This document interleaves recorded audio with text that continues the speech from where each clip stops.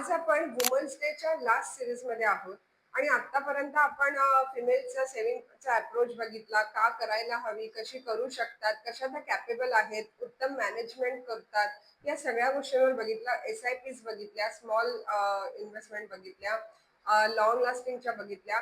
आज आपण थोडंसं इन्शुरन्सवर बघूया.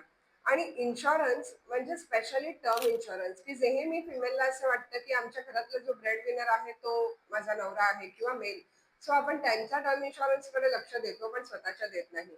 पण आज लेडीज साठी पण तितकाच महत्वाचा आहे. आणि हाऊस वाईफ साठी तर स्पेशली मी एक बातमी देते की हाऊस वाईफना सुद्धा आता टर्म इन्शुरन्स मिळतो, फक्त त्यांच्या नवऱ्याच्या इन्कमवर सुद्धा. त्यामुळे त्यांनीही तो घेतला पाहिजे. बऱ्याचदा हल्ली आपण होम लोन घेतो तेव्हा आपण को बॉरोअर असतो किंवा को ऍप्लिकंट असतो. सो उद्या आपण नसताना जे पैसे येतील त्यातून ते लोन फेडण्यासाठी मदत होईल किंवा पुढे आपल्या मुलाबाळांच्या फ्युचरसाठी ते कामाला येतील, हा विचार करून तरी प्रत्येक स्त्रीने स्वतःचा टर्म प्लॅन करायलाच पाहिजे. आणि जर तुम्हाला टर्म प्लॅन करायचा असेल तर तुमच्यासाठी अजून एक विशेष गोष्ट म्हणजे की पुरुषांच्या तुलनेमध्ये महिलांसाठी जो प्रीमियम येतो तो कम्पॅरेटिव्हली थोडा कमी येतो, म्हणजे तिकडेही लेडीजना डिस्काउंट असतो. सो स्वतःचा टर्म प्लॅन काढा. आणि स्पेशली जर तुम्ही सिंगल मदर असाल तर नक्की टर्म प्लॅन असायलाच हवा.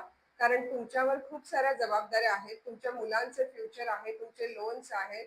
सो प्रत्येक स्त्रीचा टर्म प्लॅन असलाच पाहिजे. आणि तुमच्या वयानुसार तुमचं कोटेशन काढायचं असेल तर आम्हाला कनेक्ट करायला विसरू नका. Bye bye.